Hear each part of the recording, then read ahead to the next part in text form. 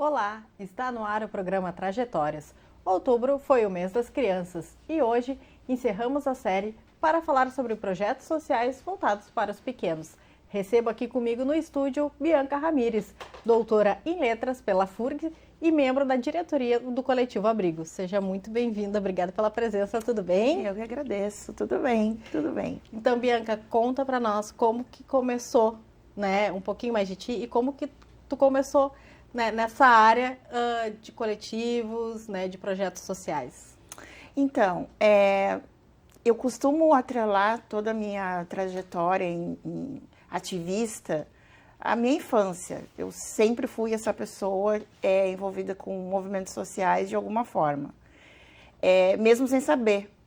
Porque quando eu era criança, eu sempre tive o sonho de ser professora. Eu nunca quis ser outra coisa. E eu vim de uma família em que as discussões políticas elas sempre estiveram em torno, os conceitos sociais sempre estiveram em torno da gente, assim. Embora isso fosse feito de uma maneira muito apartidária, era uma concentração política mesmo. E aí eu cresci nesse meio, né? Eu cresci em periferia, meus pais, minha mãe sempre foi trabalhadora de serviços sociais, meu pai é motorista. Então essas conversas elas sempre estiveram em casa. E eu sempre tive essa veia, assim. Eu, adolescente, estava metida em greve, não sabia nada do que eu estava fazendo, mas eu sabia que eu precisava fazer alguma coisa. Então, aí, à medida que eu fui crescendo, me tornando adulta e percebendo como que funcionavam as políticas em torno da sociedade, eu fui me envolvendo mais com isso, me inserindo mais com isso, tentando conhecer mais, muito mais na prática, né, do que de uma maneira teórica, assim. Quando eu entro na faculdade, na universidade, isso vem, a teoria vem. E aí eu percebo que aquilo foi o que eu sempre fiz, é o que eu sempre acreditei. Então, tá imersa nesses movimentos não é puramente um ativismo, é a minha vida, é a minha essência, é o que eu sou. Eu não sei pensar nem agir de outra forma. Eu, durante toda a minha vida e toda a minha trajetória, eu sempre tive envolvida com alguma coisa que fizesse sentido para mim enquanto ser social. E que, entendendo que eu faço parte de um todo, que eu não ando sozinha. Eu sempre costumo dizer que nós não somos uma ilha, né? A gente não tem como viver ilhado. Então, partindo disso, eu entendo que a minha vida ela só tem sentido em contato com o outro. E eu acho que isso tem tudo a ver com a minha profissão e com todas as coisas que eu acredito. Com certeza, né? E a partir de que momento, né, o Coletivo Abrigo, ele entra na tua vida? Então, a minha vida está muito atrelada ao Coletivo Abrigo. Eu costumo dizer que a minha vida, ela existe antes e depois do coletivo. O coletivo entra na minha vida no mesmo momento que eu entro na vida do coletivo, porque nós nascemos praticamente juntos. O Coletivo Abrigo está atuando desde 2015, que foi justamente o ano que eu entrei. Então, quando eu conheci o Coletivo Abrigo, tudo fez sentido. Todas as minhas pautas, as bandeiras que eu levanto, as coisas que eu acredito, a influência que a gente tem enquanto seres humanos sociais na sociedade fez todo sentido para mim a partir do momento que eu entrei para o coletivo, que eu conheci as pautas do coletivo e que elas fizeram sentido para mim na minha existência e na minha profissão. Tudo muito amarrado. Então, assim, muito claro isso para mim, esses dois momentos. O que veio antes e o que veio depois, a partir do Coletivo Abrigo. Eu acho que não é nem que são duas Biancas, mas são duas histórias, né, que se fundem ali. Uma história que é pregressa, que eu construí, e que quando eu encontro o coletivo, parece que tudo que eu fiz, tudo que eu conheci, tudo que eu andei, foi para encontrar esse coletivo naquele momento. E conta, né, para quem está nos assistindo, um pouquinho mais sobre o Coletivo Abrigo, né? Uhum. Esse momento, esse lugar, né, onde essa nova Bianca, né, se reencontrou. Então, o Coletivo Abrigo, ele nasceu de uma revolta social, de um grupo de pessoas que entendeu que a gente precisa fazer mais. Que a gente não pode esperar só pelo poder público, a gente não pode esperar um milagre, a gente precisa fazer algo enquanto seres sociais que somos, né? Então, ele nasceu de um grupo de pessoas, e é até interessante tu falar desse lugar, porque a gente, até então, sempre nos chamamos de não lugar, porque nós não tínhamos um lugar. A gente se reunia na rua, a gente se reunia nas praças, a gente se reunia nas casas das pessoas que abriam as suas portas para a gente se reunir, para a gente pensar os nossos rumos, os nossos passos, os nossos projetos. E o coletivo ele tem uma característica muito singular que não sei se a gente consegue. Será que a gente vai dar conta de fazer as propostas, os projetos que a gente sonha? Será que a gente consegue? A gente não sabe. Mas a gente não espera para saber se a gente consegue. A gente vai lá e faz. E aí a gente descobre no caminho se a gente consegue ou não. Então, isso é uma qualidade do coletivo que é muito singular, porque a gente sempre brincou com isso, que a gente é muito ousado, sabe? Porque nós somos poucos, sempre fomos, nós nunca fomos um coletivo grande, mas é um coletivo que faz um barulhinho, sabe? Eu tenho muito orgulho de falar do coletivo nesse lugar, nesse sentido de que é um coletivo que é muito atuante e que, de fato, é muito ousado, porque a gente abraça causas e a gente abraça coisas que a gente nem sabe se vai dar conta de fazer, mas a gente sabe que precisa fazer. E a gente acredita muito no potencial uns dos outros. Nada no coletivo é feito de maneira unilateral, nada no coletivo é feita de forma que alguém se sinta excluído. A gente tenta abraçar, é um coletivo de fato, a gente tenta abraçar, o nome abrigo não é à toa, é justamente por esse motivo, porque a gente tenta abraçar, acolher uns aos outros nessa trajetória, usando e explorando, no melhor sentido da palavra, as qualidades de cada um. A gente sempre comenta, inclusive, que as nossas fraquezas, elas são abraçadas pelas fortalezas uns dos outros. Então, todo mundo aqui tem um pouco de fraqueza, todo mundo tem um pouco de fortaleza, e andando junto a gente se fortalece, né? Andando junto a gente encobre, a gente supre as necessidades, as faltas uns dos outros nesse caminho. E quais são, né, os serviços, né, que vocês oferecem, né, dentro do coletivo, né? Tu disseste aí que quando começou lá em 2015, né, não havia um lugar específico, um local. Uhum. Então era um abrigo nômade, vamos dizer Exato. Assim. Vocês abrigavam quem precisava, onde se permitia. Mas e hoje, né? Hoje vocês têm uma sede, têm um endereço, e que tipo de serviços vocês oferecem, né, para quem precisa de ajuda? Então, a gente conta com muitas parcerias, né? Muitas pessoas que chegam até nós querendo ajudar alguém ou fazer alguma coisa pela sociedade e não sabe como. O Coletivo Abrigo tem uma outra característica que as pessoas nos procuram muito, porque as pessoas acham que ou a gente é coletivo, um abrigo de crianças ou de animais. Então, muitas vezes as pessoas nos procuram querendo doar ou buscar um animal ou saber como é que funciona o processo de adoção. E de crianças, né? E aí, assim, não se trata disso. É um coletivo social, né? E as ações que a gente faz, elas dependem muito da necessidade do momento. Então, por exemplo, quando a gente tem uma base fixa no Sarandi, no bairro Sarandi. Então, a maior parte das nossas ações sempre foi na Zona Norte, sempre foram lá. E conforme o que aparecesse. Então, assim, a gente descobriu que lá no beco, onde a gente tem hoje o beco do grafite, uma necessidade das pessoas, uma carência das pessoas de discutir políticas públicas para que atendessem diretamente aquela zona, políticas de segurança para aquela zona. Então, a gente fazia rodas de conversas, fazemos até hoje, ações naquele beco para aquelas pessoas. Durante as enchentes, a gente teve muita atuação, justamente porque somos um coletivo pequeno, mas as pessoas nos procuravam para oferecer ajuda. Então, a gente entregou toneladas de alimentos, de higiene, de água, de comida, geladeiras, colchões, muitas coisas que iam ao encontro das necessidades das pessoas, assim. Então, as ações que a gente faz, elas são muito ligadas à necessidade do momento. Então, assim, a gente entende que a gente não precisa se fechar num único nicho, a gente não precisa se fechar numa única esfera. Qual é a necessidade desse momento? O que a gente pode fazer aqui e agora? Por exemplo, uma época a gente percebeu, isso foi 2018 até 2019, que o Instituto Federal do Rio Grande do Sul estava muito longe da periferia. Como é que a gente faz, então, para fazer com que esse Instituto Federal esteja mais próximo da periferia? Porque eu era, na época, professora de ensino médio e a maioria dos meus alunos não sabiam que era público, que eles podiam acessar aquele lugar. E aí a gente entendeu como está distante isso. E, do outro lado, o Instituto Federal falando de pouca procura.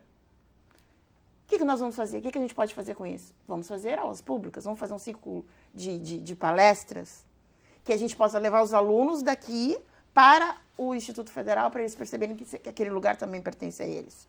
Então, nós fizemos um ano de ciclo de palestras dentro do Instituto Federal, levando alunos e levando pessoas para discutir temas variados dentro do Instituto, para que as pessoas entendessem que aquele lugar também era delas, assim. Por outro lado, a gente tem ações em que as crianças do beco, que a gente chama carinhosamente de beco, já nos reconhecem, sabem quem a gente é, porque a gente está lá ou no Natal, ou na Páscoa, ou no Dia da Criança, para levar um pouco de alegria para aquele lugar, para levar um pouco de entretenimento mesmo, sabe, para aquelas famílias. E as crianças se sentem muito acolhidas por isso. Então, depende. A gente não tem um nicho específico. A gente só trabalha com isso. Não, a gente trabalha conforme a necessidade. Aí a gente vê o que a gente pode fazer a partir disso. Então, a gente está sempre pensando em ações que a gente pode fazer para desenvolver, mas o foco sempre sendo a periferia, né? Porque a gente entende que é quem mais carece. É quem mais carece de acessos, é quem mais carece de oportunidades, é quem mais carece de informação. Então, é o nosso foco, é a periferia. E aí, dentro disso, a gente vê o que a gente pode fazer aqui. A gente pode trabalhar com biblioteca, como tem biblioteca comunitária no Sarandi, que a gente trabalhou muito tempo junto com a Girassol. A gente pode... tinha uma sociedade lá que cuidava de protetora de animais, que a gente também dava um suporte. Depende. A questão toda se tem algo que a gente pode dizer que, tipo, é isso que a gente faz, é trabalhar com a periferia. E quais são os valores, né, que vocês transmitem a esses jovens, nessas crianças, esses adolescentes que estão ali? Uhum. Boa pergunta. Os nossos valores, assim, eles estão sempre muito intrincados, assim, eles estão sempre muito... Engraçado que a gente falou sobre isso ainda ontem. Eu estava numa reunião do coletivo e a gente falou que é muito difícil a gente ver um coletivo tão pequeno, tão atuante ao mesmo tempo, e que mantém os mesmos valores, a mesma missão desde o início. E uma desses valores é justamente a gente entender o nosso papel social. A gente entender que a gente pode e que a gente deve. Então, quando a gente está em contato, seja com as crianças, com os adultos, com os jovens, com os adolescentes, a gente sempre leva essa autoestima de que sim, a gente pode. E mais do que isso, a gente tem um compromisso, a gente deve. Então, ao mesmo tempo que a gente tenta interagir com eles dessa forma, fazendo com que eles entendam que eles têm autonomia, que eles têm um poder na mão, que eles têm uma função social, como parte integrante dessa sociedade, a gente também leva isso, a gente também tem compromisso. As pessoas estão te vendo. A gente entende que nós somos exemplos uns para os outros e a gente não se coloca num lugar de superioridade. Nós todos aqui estamos juntos, aprendendo juntos, nós todos aqui estamos vivenciando as mesmas experiências, né? A experiência da enchente foi uma delas. Nós também sofremos, a gente não foi lá ajudar porque nós somos melhores ou porque a gente, por um gesto puro de empatia, simplesmente, mas porque a gente era parte daquilo. Nós também sofremos com a enchente, nós também sofremos as perdas da enchente, então a gente sabia exatamente do que aquelas famílias estavam sentindo, o que elas estavam precisando, porque a gente também estava. Então, os nossos valores, a nossa missão é justamente fazer com que as pessoas percebam que não existe eu e vocês. Ou não existe eles e nós. Todos somos nós. Então, quando a gente pisa um território como o Sarandi, pisa um território periférico, o nosso maior valor, a nossa maior missão está justamente em fazer com que as pessoas entendam que nós somos seres que somos sociais, que somos coletivos e que nós somos corresponsáveis uns pelos outros. Que eu posso estar numa situação muito difícil, mas eu sempre tenho algo para oferecer para alguém. Eu posso ser a pessoa mais miserável que for e numa situação deplorável, eu posso dar algo para alguém. Nem que seja uma palavra, um abraço. E é isso, a gente tenta fazer com que as pessoas percebam que não é só o material. Nós temos algo dentro da gente que nos move a acolher, que nos move a participar da vida um dos outros. Então, esses valores que a gente tanto se agarra e que a gente tanto defende, são os valores que nos movem, enquanto seres humanos, enquanto sociedade. De entender que nós não somos uma ilha e que a gente pode sim abraçar uns aos outros, acolher uns aos outros e fazer parte desse todo, mesmo que seja num pontinho minúsculo lá da Zona Norte. Eu posso fazer a diferença naquele lugar. É isso que a gente tenta passar para eles, né? Que nós podemos fazer a diferença naquele lugar com aquilo que a gente tem. Não preciso esperar que venha nada de fora, eu não preciso ter nada, eu só preciso ser. É isso que a gente tenta passar. E esse trabalho, né, que vocês têm feito aí, sem esperar nada de fora, tem um reconhecimento de fora também, né? Tem. Porque, principalmente no trabalho ali que vocês exerceram durante a enchente, né, no Sarandi, que foi um dos bairros mais afetados, como tu mesmo disseste, vocês próprios sofreram isso na pele. Todo esse trabalho teve destaque numa revista alemã, em 10 anos aí, né? O coletivo começou em 2015, está completando aí 10 anos esse ano. Nesses 10 anos de trabalho já também ganharam prêmios, né, de 2 universidades, Harvard e o MIT, que são universidades renomadas no mundo inteiro. Como é que é para ti, para vocês, né, ver esse reconhecimento de fora, né? Sem tendo esse sentimento de não esperem pelo de fora, façam aqui de dentro. Para nós é muito gratificante a gente ver isso acontecer, da gente perceber que o nosso trabalho não está sendo em vão, que as pessoas buscam, inclusive, se inspirar nas nossas ações. Mas a gente também não deixa isso chegar pra gente de uma forma de tipo, viu como nós fazemos, nós somos bons, isso não acontece. Porque a gente não deixa que isso nos atinja naquele lugar que todo ser humano tem, de egocentrismo, sabe? De arrogância, de prepotência. A gente não deixa que essas coisas nos abalem, muito pelo contrário. A gente utiliza essas características, esse reconhecimento como ferramentas para impulsionar outras ações e para fazer com que outras pessoas multipliquem essas ações. A gente não quer esse reconhecimento para colocar numa estante, para dizer que, olha só, a gente ganhou esse reconhecimento, agora a gente vai parar por aqui ou a gente não tem mais o que fazer. Muito pelo contrário. São experiências que a gente tem vivido e elas não param de chegar, que só nos dão essa certeza de que a gente está fazendo a coisa certa dentro daquilo que a gente pode fazer. Parece pouco, né, dentro de um mundo em que a gente vê tanta desigualdade social, em que a gente vê tanta maldade, de que a gente vê tanto sofrimento. Mas a gente está ali, como uma gotinha no oceano, fazendo a nossa parte.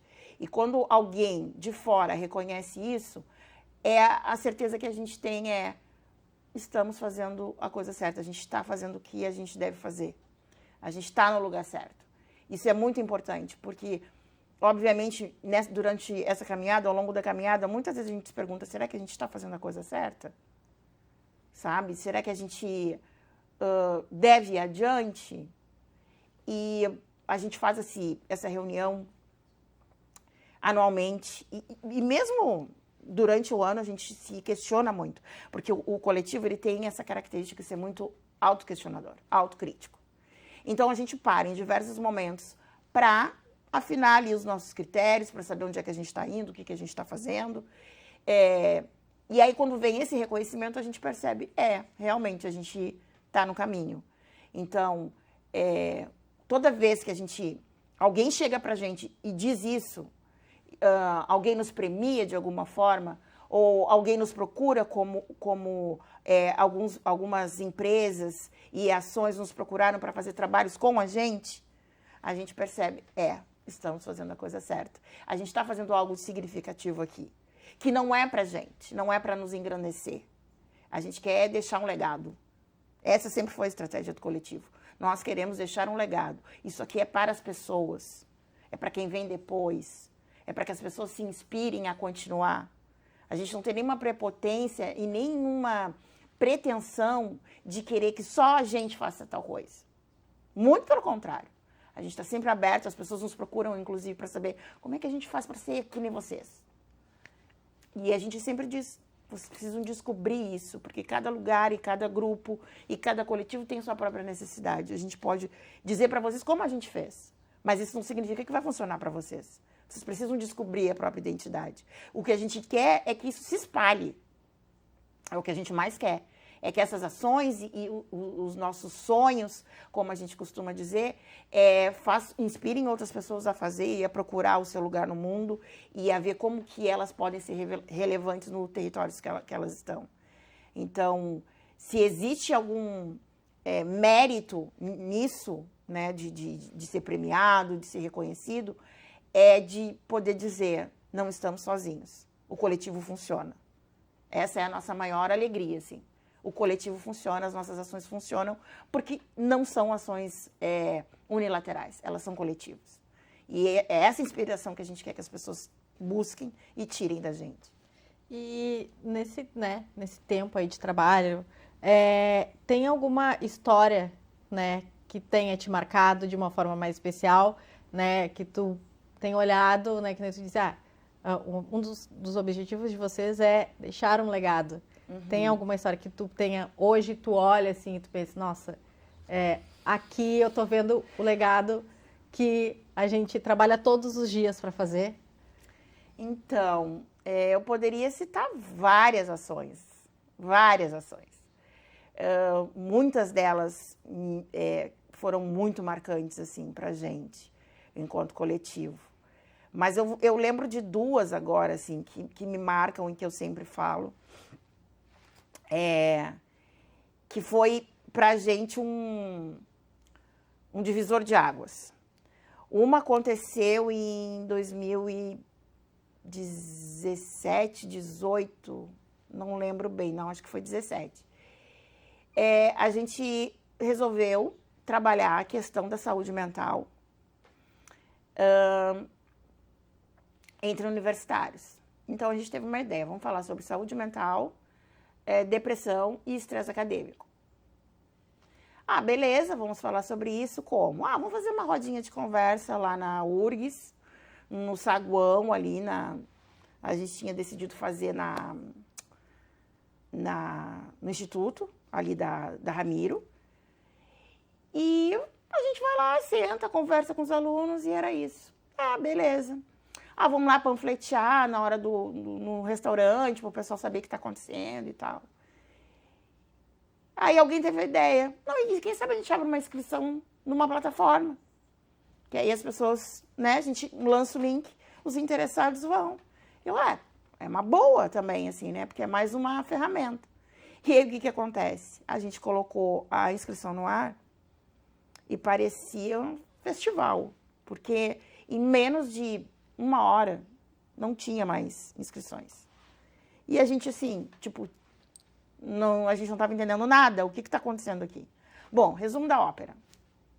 A gente precisou fazer 2 encontros com aproximadamente 200 pessoas em cada encontro, com as pessoas em fila de espera, querendo participar, caso alguém desistisse. Totalmente gratuito.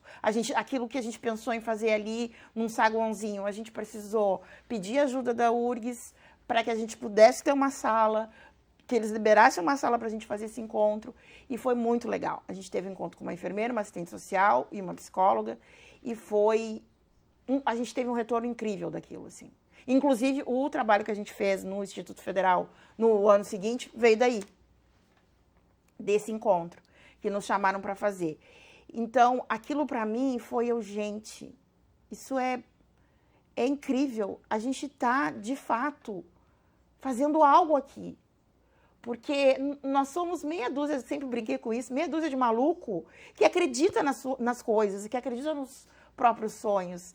E, de repente, a gente se viu ali com centenas de pessoas querendo falar sobre aquilo, sobre suas dores, sobre o quanto é necessário falar sobre isso no ambiente acadêmico.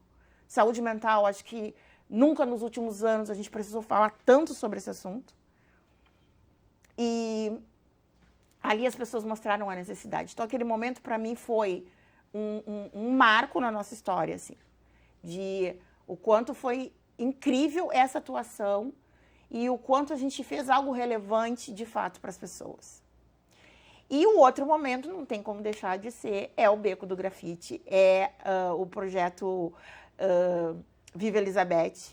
Elizabeth é o nome do bairro, dentro do Sarandi, Vila Elizabeth, que a gente fez, que foi essa inspiração que veio da Colômbia, que é o grafite pelas ruas. Então, assim, é um turismo a céu aberto, com pinturas lindíssimas de artistas incríveis. A gente fez a Rota do Grafite, inspirado nessa rota que existe na Colômbia, e o quanto isso trouxe para as pessoas uma autoestima, um orgulho, para as pessoas que moram no Sarandi, para as pessoas que tinham o seu muro, sua parede pintada, as pessoas chegavam para a gente e ofereciam o muro, eu quero que seja aqui, sabe? Foi lindo o movimento, foi lindo a atuação dos artistas, a gente teve artistas incríveis, a gente abriu um processo seletivo para escolher essas pessoas. Foi um momento muito bonito da nossa história, assim, que infelizmente a enchente veio no ano seguinte e destruiu a maior parte das artes, né, que foram feitas lá, porque ficou muito tempo debaixo d'água. Mas naquele período a gente viu ali a transformação, um resgate da autoestima, e o pós-enchente, as pessoas dizendo, tá, e agora? O que vai acontecer agora? A gente perdeu as nossas artes, não vai acontecer mais?